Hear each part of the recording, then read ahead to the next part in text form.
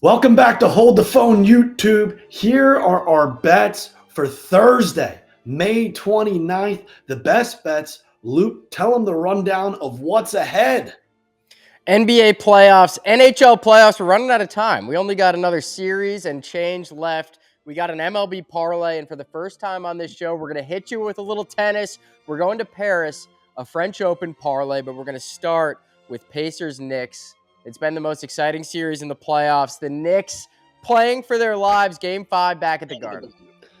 Look, Luke, I have a feeling that today might just be our day, and we're not going to miss a single bet, whether it's on the hardwood, on the diamond, on the ice, or hell, all the way out in France. Luke, for this game, obviously, we got the soul sucked out of us over in Indiana for game number 4 when we had a chance to even up the series. Neither here or there. Now we're coming back to Madison Square Garden.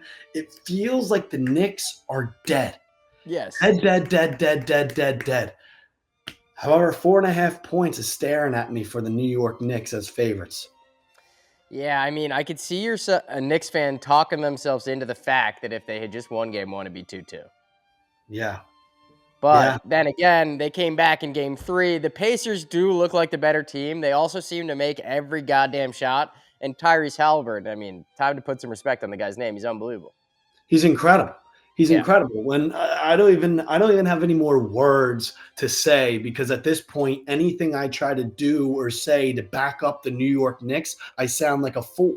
Because the Indiana Pacers have just had their way from the beginning of this series to where we stand now, 3-1. Yeah. And but Luke, in this game, I'm going to sound like a psycho. I don't want to take the Pacers. No, me neither. We need the Knicks. Like, one more time. One more time. Give us one more day. Give us one more game. Give us one more win for the New York Knicks to continue the series, because then, Luke, game 6 could be fun, could be frisky. Could there be a spark in the air? Our pick for game number 5 is the New York Knicks -4.5. I don't care if it's going to have to be Anunoby, Karl Anthony Towns, Brunson. I mean, Bridges kind of fucked up the end of that game, Luke, if we're being honest. And the foul calls, not to sound like a loser, some of the foul calls down the stretch, Indiana get 5 straight fouls? It was insane. The one there where Josh Hart fell on a guy, Anunoby gets hit in the head. That was a very, very pivotal point in the game. And I feel like the refs kind of fucked up. Yeah, I don't want to cry refs, and I said this to you last never. night. I'm sick and tired of hearing about everybody saying the NBA is rigged, because we're about to get a finals with Indiana and Oklahoma City that no one is going to watch. Yeah. So if they're rigging it, I don't know who they're rigging it for. But hey, if you're a Knicks fan, you win game 5 at home. All the pressure goes to Indiana for game 6. It's going to feel like a game 7, and then maybe you get a game 7.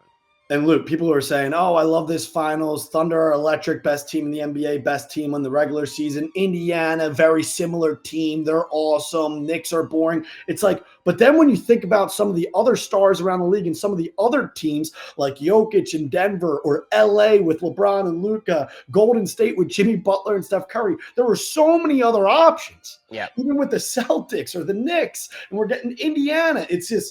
It's wild. It's no disrespect to either the Western Conference or the Eastern Conference, whoever comes out, whether that's the Pacers and the Thunder. But I feel like we could have gotten better. It's been a hell of a playoff. Just give me 2 more games. Give me 2 more days, Knicks. Give me 2 more days. Win game 5, and then we'll go see what happens in Indiana. Please do not lay down yet. All right, another team looking to finish it off and go to the Stanley Cup. We go to hockey. Stars, Oilers.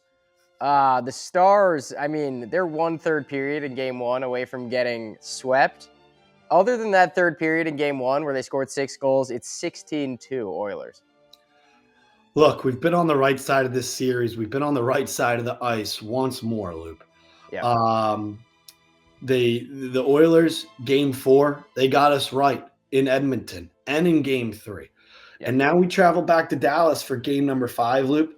And I'm going to put some respect on the Stars' name.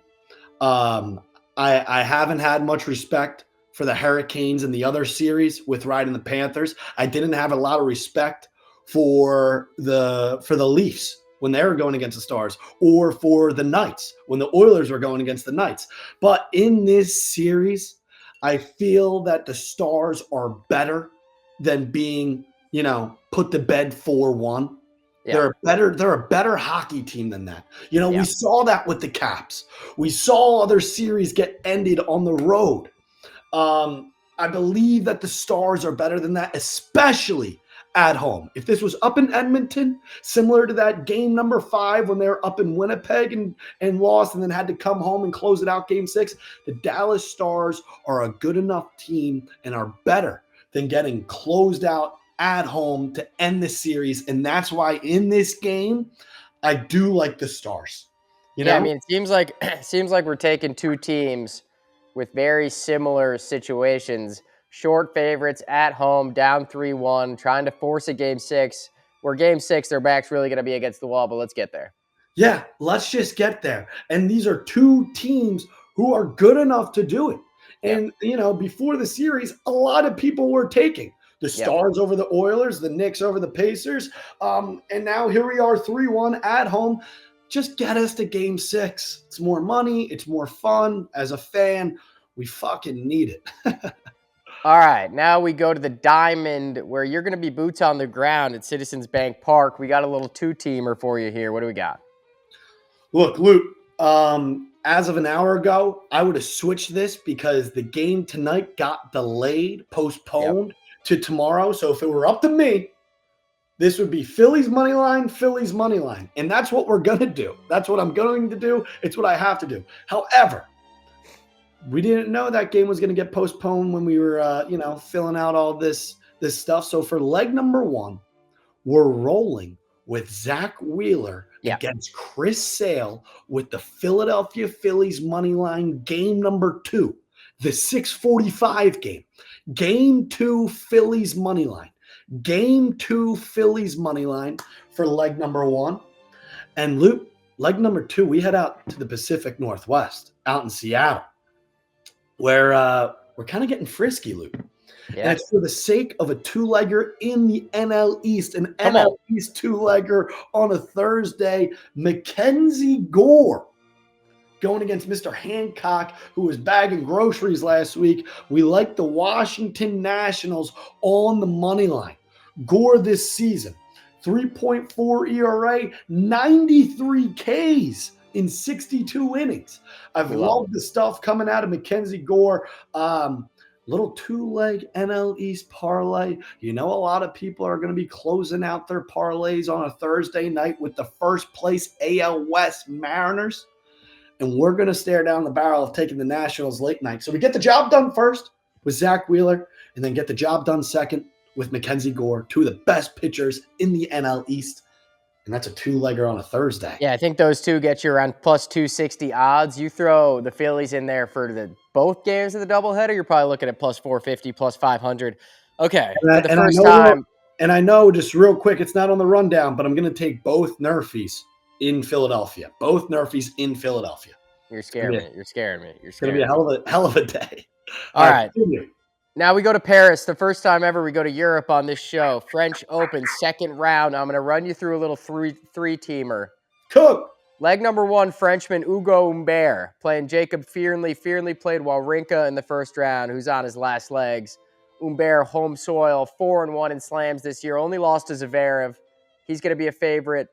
Give me another Frenchman in the second pick, Arthur Fields. This guy's hot. People are going to pick him to go a long way. I don't know how far he can go, but he's got a lot of game. Took out Nicolas Jarry in the first round. And then to wrap it up, we're going against a Frenchman.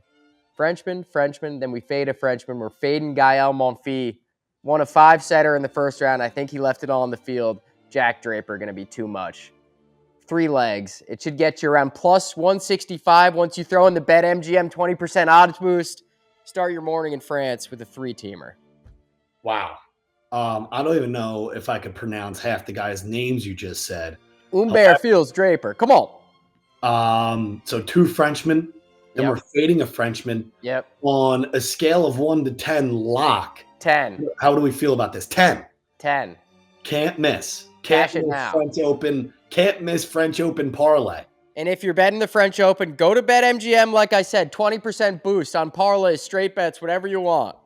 Luke, Bang. you're going to have to text this to me so I can lock it in and use that odds boost. Fellas, drop a like, comment a lock, drop a sub to here on Hold the Phone YouTube as we continue out through the rest of the summer, dropping these weekly videos into the fall with college football and NFL. Luke, it was a pleasure. I'm really feeling this Thursday that we're going to find a lot of winners. NBA, NHL, MLB, French Open. Who has it better than us?